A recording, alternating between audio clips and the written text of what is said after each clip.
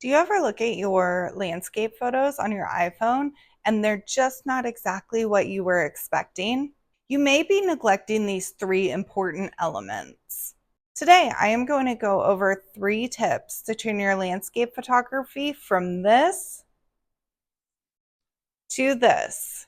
Make sure you stay until the very end because the last tip is super surprising. In photography, composition is king. The rule of thirds is a composition technique that a lot of photographers use to guide their shots. In landscape photography, the rule of thirds is whenever the photographer puts the horizon on the bottom or the top third of the scene, or uses the right and left 1/3 in order to frame their shot. Other types of photography use the rule of thirds too. If you want to use this rule for composition, the grid setting will guide you to your perfect shot.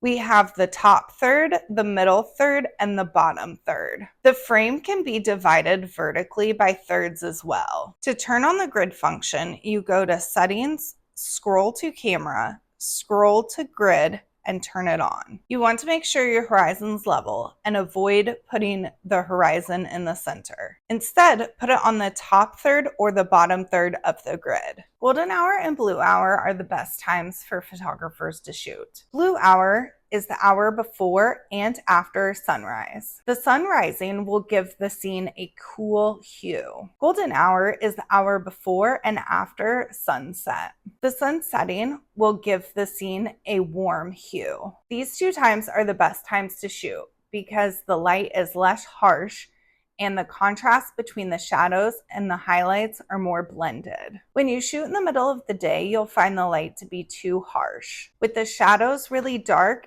and the highlights blown out. With golden hour, the shadows aren't as strong and the highlights aren't as contrasted. I'll bet most people don't know about the next tip. Hold on. I know the cell phone companies always market and brag on their digital zoom length, but is bigger digital zoom really better? Optical zoom uses the lenses to bring the subject closer. Digital zoom digitally brings the subject closer. But what does this mean? The digital zoom increases the size of the subject without filling in the details. It's like cropping an image, but instead of doing it manually, your camera just does it in real time.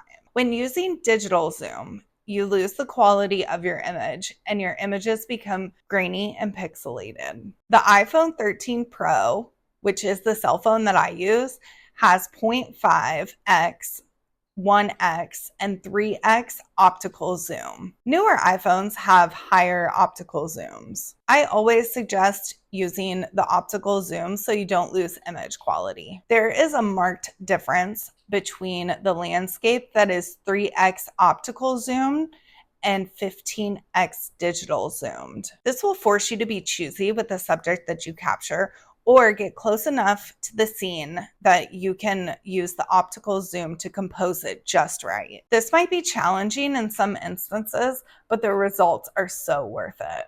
By just using these 3 tips, your photos can go from mediocre to something that you're proud to show off. Your friends will be shocked whenever you tell them that you took your photo with an iPhone. If you like these 3 tips for iPhone landscape photography, please like and subscribe to my channel. If you want to see more of my photos, please like and follow my Instagram and Facebook pages. Links will be in the description.